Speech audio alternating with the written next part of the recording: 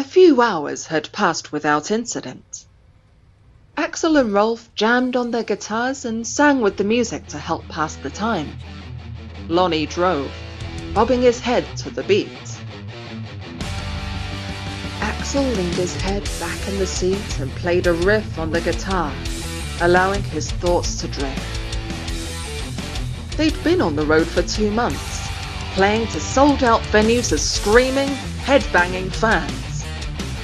It was quite the change of pace from his life before he joined the band. The local venues in Axel's hometown at Greenwood Swamp lacked in the level of excitement compared to playing in a stadium full of fanatical fans. People would visit the small rundown clubs in Greenwood Swamp because they had nothing better to do. But the people at the stadiums and large music theatres were there because they were real Nightriders fans who'd slapped down hard-earned cash to watch their favourite musicians in person. They knew the songs lyric for lyric, note for note, as well as the names of the band members. This was the most interesting change for Axel, as it was amazing and frightening at the same time. Fans would chant his name after shows, begging for an autograph and a photo. Needless to say, the fans had taken to him quite well, considering it was almost a year ago when the shocking news hit the music scene that longtime Coyote lead vocalist Mac Manson had left. After having released 3 successful albums with the Nightriders. While Rolf assured the media they would find a suitable replacement for Mac, the departure of the longtime lead vocalist brought into question the future of the band. After all, his voice had become synonymous to music fans as the voice of the Nightriders. Would the new lead vocalist carry the same stage presence and singing ability as one so accomplished as Mac? The media cited the breakup was due to irreconcilable differences, but the rumour was that Mac's career with the Nightriders had fallen victim to Rolf's harsh, condescending attitude. Axel only hoped his own personality had the perseverance to withstand the tantrums of the wolf. So far, all conflict between himself and the ill-tempered Rolf had been limited to minor squabbles and criticisms over his technique. Apart from this, they'd been off to a relatively good start since he'd won over Rolf at the audition. Axel looked over at Rolf and furrowed his brow. The furry canine was growling to himself as he struggled to open a soda bottle. "Stupid bottle!" Rolf shouted, breaking the top of the glass on his guitar case.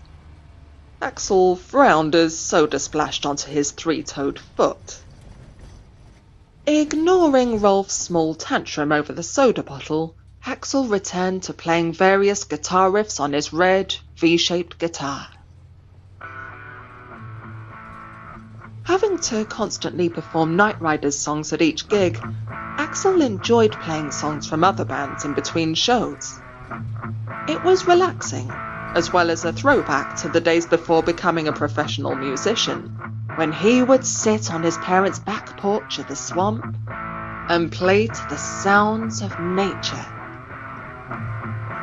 Axel was very close to mastering a very particular riff he had been trying to learn from a new song by Dragonfire, one of his favourite metal bands. "Yuck.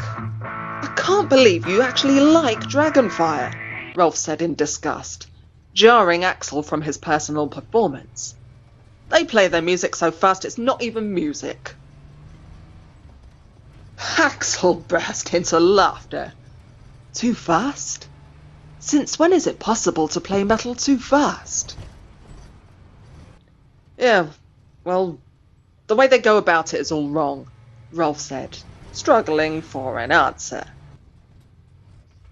Axel crossed his arms and leaned forward as if listening intently. "Why?" he said with a smirk. Rolf scratched his furry head as he stammered, Well, Suddenly Rolf's eyes lit up. Because all their music sounds the same. When are they going to experiment and grow musically as a band? Axel rolled his reptilian eyes and scoffed. Right, like your favourite band, Bells of Hell. As soon as the words left his mouth, Axel could tell from Rolf's narrowed eyes that he'd once again managed to bring his bandmate to his boiling point. Even though it was never pretty, Axel strangely found it amusing to watch Rolf resort to his angry tirades when he was cornered in an argument. Rolf angrily leaned forward. Don't you ever compare Bells of Hell to Dragonfire in front of me again, he growled, glaring at Axel. Axel chuckled as he tried to reduce the tension. Okay, Rolf. Chill. Jeez, you overreact. He held up his hands in surrender. In an irritated fashion, Rolf dropped his blue Les Paul to the floor. You know, with your tastes and knowledge of music, it makes me wonder if the only reason we hired your scaly hide in the first place is because you can stick your tongue out further than Sean Clemens. In response, Axel reclined in his chair and stretched out his arms. What can I say? Being a lizard does have its perks.